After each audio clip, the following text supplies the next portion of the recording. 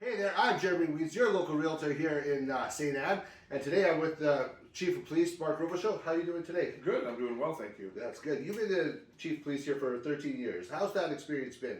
Good. It's been certainly an interesting 13 years. It's really evolved from when I first started here to where we're at now, and I guess to meet the demands of a growing town. And Yeah, because the town has grown quite a lot there, and I mean, I guess that adds a little more resources needed for police as well then, correct? yeah, I mean, it's important to have the coverage that we need here.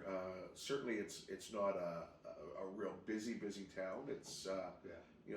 quiet for the most part, quiet place to be. But yeah, we've had to. I mean, when I started as the chief here, I think there was maybe 1,200 people in town if we were lucky, and now there's well over 3,000. Yeah. So it's grown quite a bit.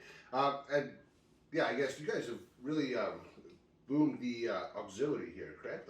Or has it always been Yeah, no, we started with an auxiliary program of about 5 guys, probably within the first couple of years that I started here, and that's progressed. We have about 20 at any given time, and of those, a lot of them come and go, but we've had hundreds of kids that have come through the program and that have gone on to careers in policing. So it's been a real good program for us. Actually, all of the constables that we have here now have started through the auxiliary program. It's awesome. Gotten into policing usually here, started here in policing, have gone somewhere else and have now come back. So we've kind of, the program has worked out really well.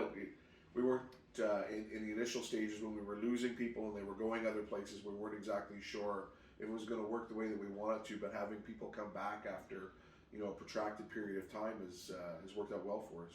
That's awesome. What are some of the things that auxiliary does? Well, our program is actually tiered. So at an entry level, they work with the members and they drive around. They drive around with the members and are involved in community-based activities. But as you move up into a higher tier within the program, some of them do proactive patrols where they drive the police car and look for things that are going on.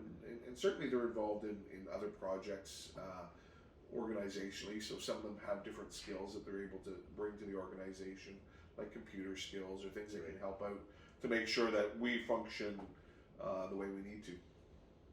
Right, and so they also do like patrols. Like I see them around the school. Like I Yep. go around school every day, and so you see them often around there or around like Dawson Trail days. They're often very proactive. Yeah, absolutely. And yeah, I think one of the good things that you guys do is being seen in the community. That's Well, I think that's keyly important, right? Like there's two reasons for being out and about, and one is to prevent crime, and two is to make people feel safe. And a lot of times we forget that the quality of life around people feeling safe is extremely important as well. So by being visible and making people feel better, even if crime isn't rampant, to be out there and be visible and have people see you maybe takes a weight off of their chest, and they feel better about leaving their property when they go to work during the day, or they feel better about their kids walking to school, or whatever that may be, that fear of crime or injury or whatever. It's important. absolutely. Yeah, you guys also have a community safety officer. Is that kind of auxiliary? Yeah, so yeah, again, the community safety officer would have come up through the auxiliary program, and then it becomes a paid position, which is they take care of our EMO, emergency management. They take care of bylaw enforcement. There's a number of different things. They're able to do traffic enforcement as well, so they can go out and do stops under specific acts under the Highway Traffic Act. Okay. Yeah. How many officers do you have on force here? So we have 4 regular full-time members, and then we have a number of casuals, and then myself. Okay. Okay, so it takes quite a bit to keep it running in town, eh? Yeah, it does. I mean, it's a lot of times it comes down to coverage, right? Yeah. It's not always that the members are worked off their feet with file load or whatever, but in order to have that coverage where from a specific time of the day, you want to make sure that you have policemen out and available, Right. or throughout the night, and you want police to be able to respond to calls quickly, and in order to do that, you have to have X amount of people, right, to attend calls and be there when when you call, you want the police to show up quickly. Absolutely. Yeah, so that's part of the appeal, I think, of small town policing, is that you know that when you call, the police are going to be there very quickly. Yeah. Well, and I think one thing I know I appreciate myself is whenever you see the police, they're always friendly, waving, and they're always friendly like that. But that doesn't mean they're not trained properly, right? They have very good training here as well, correct? Well, I mean, yeah, we would be trained. The police officers here are certainly trained to the standard of any policeman in any big city or federal police department. I mean, our officers here are capable of dealing with really quite serious files and have a lot of training and skill set in investigations. Like I was telling you, a lot of our officers have left and gone other places and come back, and when they do that, they bring that skill set from what they've learned working somewhere else back to the organization. And then we have, retired, some of our casual officers are retired city policemen that bring a degree of expertise, maybe in specific areas. Our use of force instructor is just got back from doing training in Europe, so he trains policemen all over the world in use of force. So, I mean, as a small department, we don't limit ourselves by putting ourselves in a little box and saying, well, we're just a small police department, so we can't do that or we shouldn't do this. We understand that we don't have the resources maybe to deal with some things that may come up, and when those come up, we have to look for external resources. But certainly from a skills perspective, the training and ability of the members here are very, very high. Yeah. Well, and those external resources you always have access to when needed. So, I mean, absolutely, you're locked on something. Absolutely, so, yeah.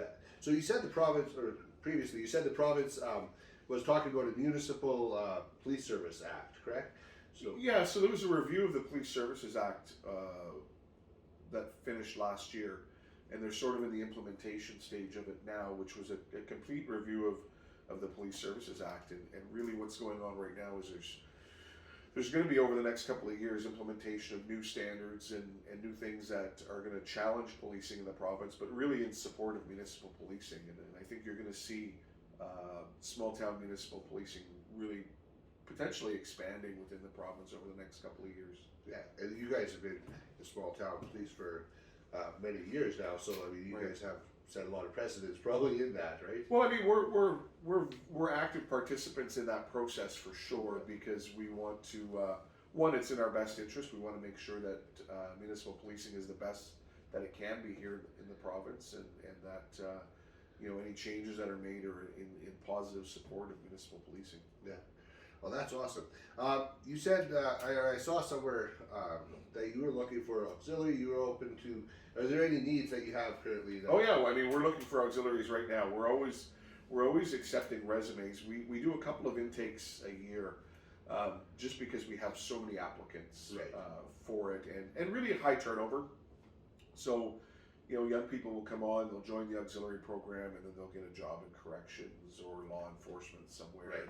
And like I was saying before, and hundreds of them actually. We went through the list, and I don't know, there's probably 100 of them that have gotten jobs in law enforcement that have come through the auxiliary program. So it's good in that sense too, and then that's quite often where we look to hire from. Okay, well, yeah, I guess that program they train your way, the way you. Well, they know what they're getting into, right? Yeah. There's no big surprises once they've been an auxiliary here for a couple of years of what a Friday night in St. Anne looks like. Yeah. All right. Well, thank you, Mark, for joining me today. I appreciate the time, and make sure you like, subscribe to this channel. There's going to be weekly content that you're not going to want to miss out on. Stay tuned.